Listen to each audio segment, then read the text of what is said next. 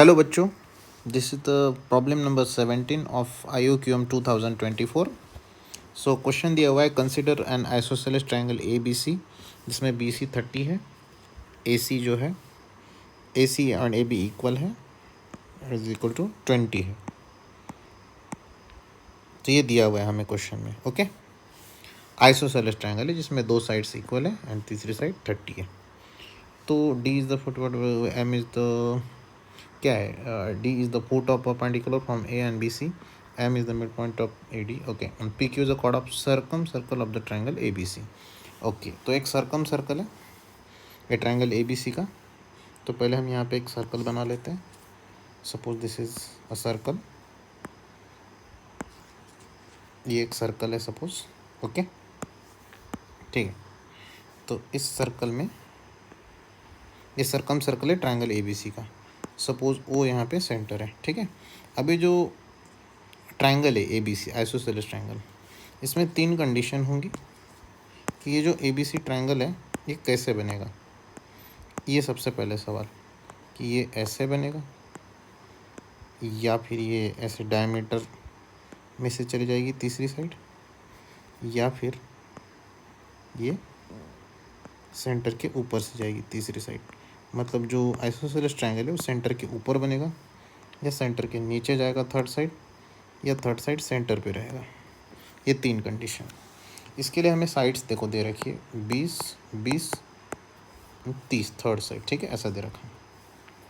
तो इसमें अगर हम करते हैं 20 स्क्वायर 20 स्क्वायर 30 स्क्वायर, ये 400 400 800 आ गया, ये 900, तो ये ग्रेटर आ गया, ठीक है। तो ऐसा जब आता है A square plus B square is less than C square, तो जो ट्रायंगल होता है वो ऑब्ट्यूज एंगल ट्रायंगल होता है। अब हमें पता है कि triangle inscribe in a semi circle 90 degree है, तो राइट एंगल ट्रायंगल तो नहीं है 90 डिग्री। यहाँ पे पाइथागोरस थ्योरम ट्रिपलेट सेटिस्फाई नहीं हो रहा है। ओके, राइट एंगल ट्रायंगल तो नहीं है। और एक्यूट एंगल ये ऑब्ट्यूज एंगल होता है ये, ठीक है। ये क्या होता है, ऑब्ट्यूज एंगल। अगर ये A square plus B square अगर ग्रेटर दैन C स्क्वायर आता तो फिर वो एक्यूट एंगल हो जाता, और अगर इक्वल आ गया तो फिर तो वो राइट एंगल ट्रायंगल हो जाता। तो अब इसमें ये सेटिस्फाई, इसका मतलब ये फिगर बनेगा। ओके, ये पहला कंडीशन। तो ये सबको समझ में आ गया होगा। चलिए, तो ये सेंटर के ऊपर बनने वाला है ट्रायंगल। ओके, तो सेंटर के ऊपर ट्रायंगल बनाते हैं ऐसे।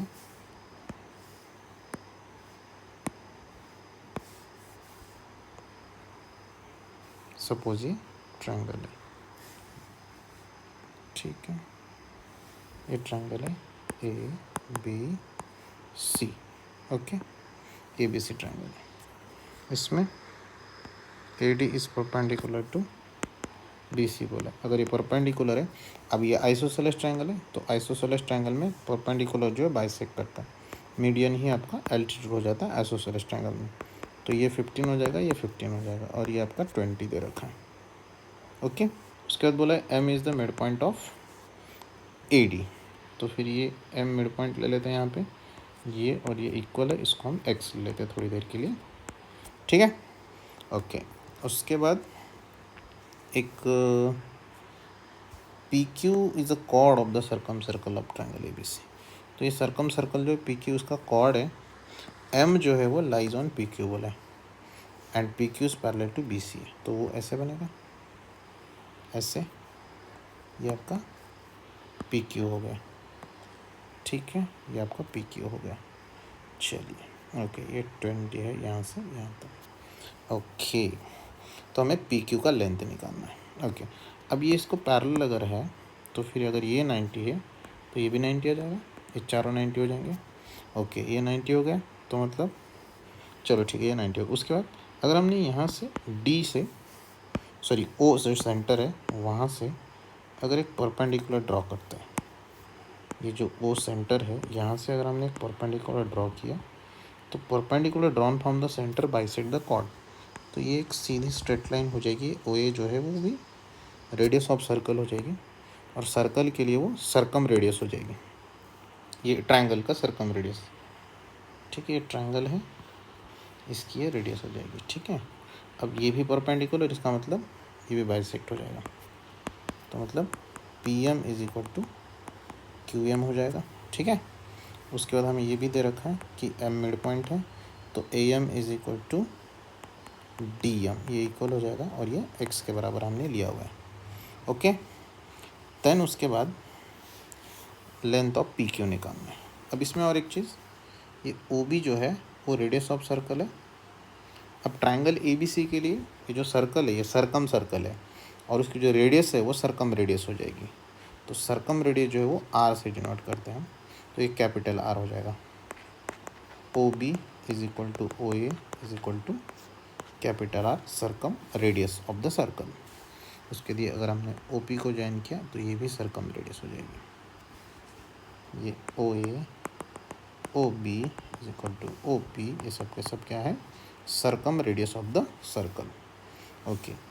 तो अब इसमें सबसे पहले हम इन triangle A D B by Pythagoras theorem, इसमें अगर हम पाइथागोरस थ्योरम लगाते हैं तो क्या आएगा, A D square is equal to 20 square minus 15 square आ जाएगा। सो ए डी स्क्वायर हमारा आ जाएगा ये 175, ए डी जो है आ जाएगा रूट 175, दैट इज़ 5√7, 25 7 जा, ओके, ये ए डी आ जाएगा। सो ए डी आ गया। सो ए डी जो है वो आपका 5√7 आया।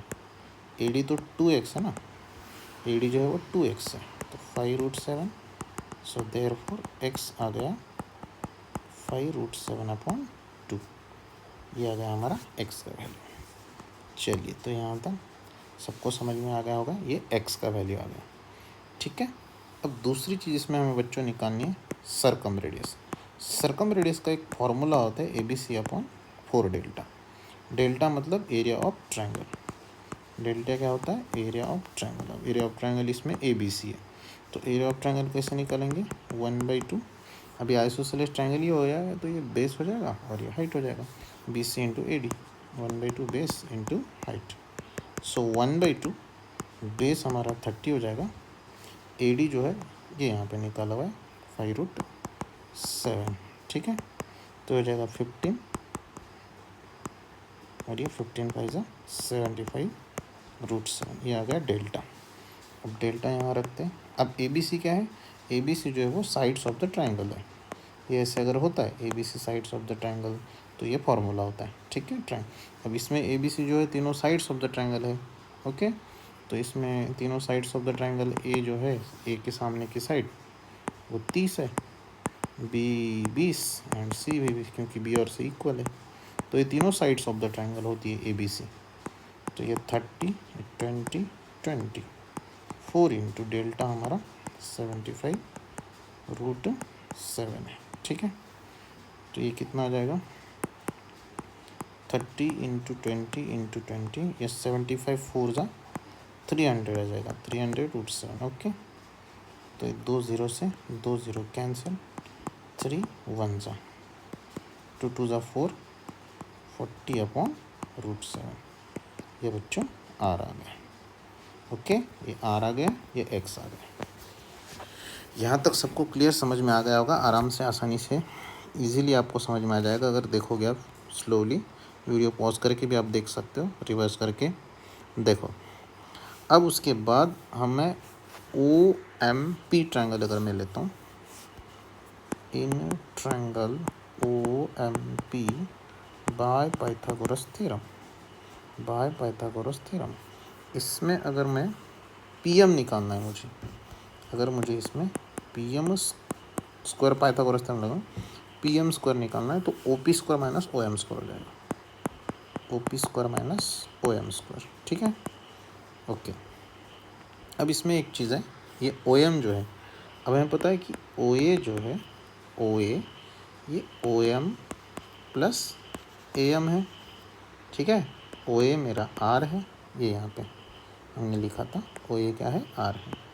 OM हमें नहीं पता, AM हमारा X है, तो यहाँ से OM आ जाएगा R माइनस एक्स। OM कितना आ जाएगा, R माइनस एक्स। और ओ पी जो है वो कितना है, आर है। ओ पी कितना है, आर। तो R square and O M कितना आया, आर माइनस एक्स ब्रैकेट का स्क्वायर। तो इसमें हम ब्रैकेट ओपन करेंगे, R square minus 2rx plus X square bracket open, तो आर स्क्वायर से R cancel, 2rx minus X square, ये आ गया पी एम स्क्वायर। ठीक है बच्चों, so P M square is equal to, यहाँ से अगर मैं x कॉमन लेता हूँ, ये 2r माइनस एक्स हो जाएगा।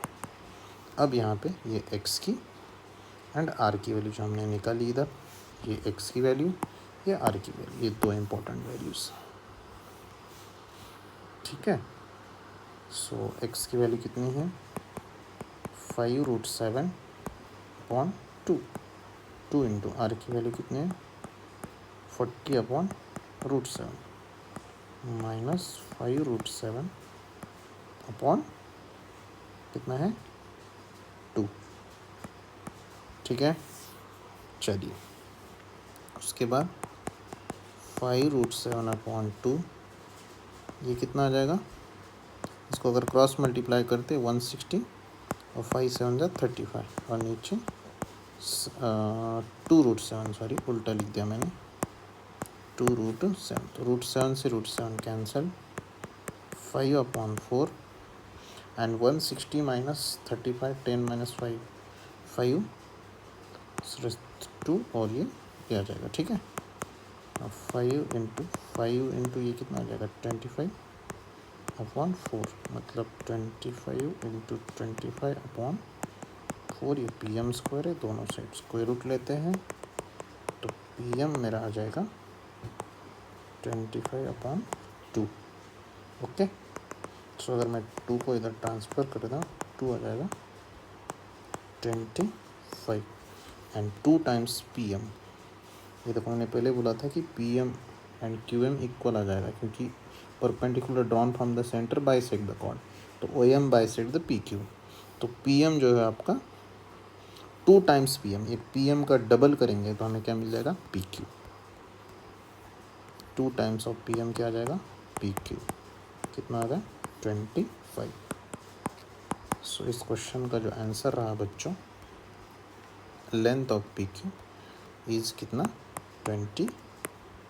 So answer is 25। तो आराम से अच्छे से देखेंगे बेटा, बहुत सारे कॉन्सेप्ट हमने इसमें यूज़ किए, ये एक ही कॉन्सेप्ट नया है, बाकी तो पाइथागोरस थ्योरम एंड फिर वो ट्रायंगल सेंटर के ऊपर आएगा कि नीचे आएगा, ये 2-3 बस कॉन्सेप्ट यूज़ करके हमने इस क्वेश्चन को सॉल्व किया। तो आराम से आप देखिएगा, वीडियो फिर से देखिएगा, अच्छे से ट्राई कीजिएगा, सॉल्व कीजिएगा, आपको अच्छे से समझ में आएगा। ओके, सो थैंक यू, मिलते हैं नेक्स्ट